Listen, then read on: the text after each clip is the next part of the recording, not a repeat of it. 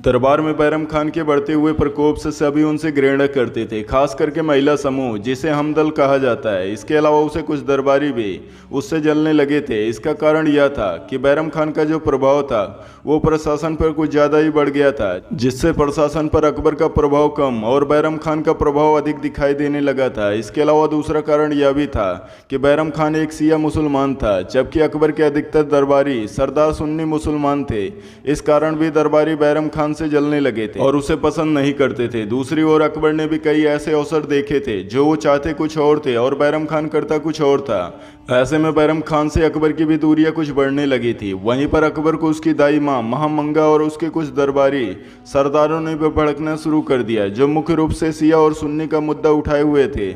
वहीं पर अकबर को यह भी महसूस होने लगा था कि शायद बैरम खान हमारे मामले में आवश्यकता से अधिक हस्तक्षेप करने लग गया। और आखिरी 1560 वो वर्ष आता है जब बैरम खान की हत्या कर दी जाती है। 1560 में जब बैरम खान दिल्ली से बाहर एक अभियान पर गया हुआ था, तभी अकबर ने उन्हें वहां पर सूचना भिजवाई कि खान बाबा आप वापस दिल्ली ना आकर वहीं से मक्का की यात्रा पर निकल जाइए।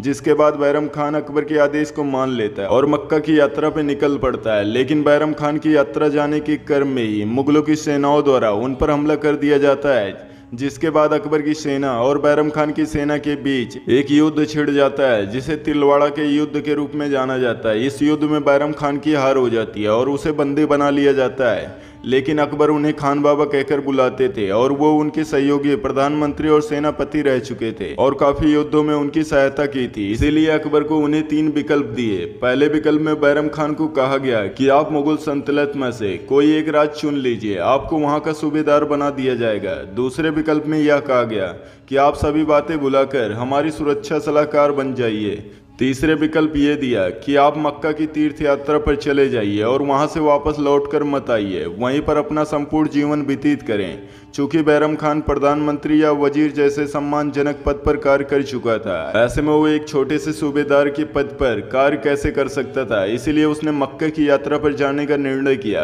परंतु उसके मक्का जाने के क्रम में गुजरात के पाटन नामक स्थान पर अफगान सरदार मुबारक खान ने उस पर आक्रमण कर उसकी हत्या कर देता है। मुबारक खान एक अफगान सरदार का बेटा था, जिसकी हत्या बैरम खान ने मच्छीवाड़ा के युद्ध में कर दी थी। इसीलिए मुबारक खान बहुत दिनों से इस फिराक में था कि कब मौका मिले और वो बैरम खान की हत्या करे। और वो मौका उसे गुजरात के पाटन में मिला और उसने बैरम खान को मौत के घाट उतार दिया। जब बैरम खान की मृत्यु की खबर अकबर को मिली तो उसने बैरम खान की विधवा सलीमा बेगम और उसके पुत्र को अपने संरक्षण में ले लेता है, ताकि वो बैरम खान की मृत्यु के बाद शाही परवरिश मिल सके। इसके बाद अकबर अपनी चाचा की लड़की सलीमा बेगम, जो बैरम खान की विधवा थी, उससे विवाह कर लेता और उसके बेटे को शाही परवरिश दिलाता है। इसके अलावा उसे वो अपने 9 रत्नों में भी शामिल करता है और उसे अब्दुल रहीम खान ए खाना की उपाधि से भी नवाजा जाता है।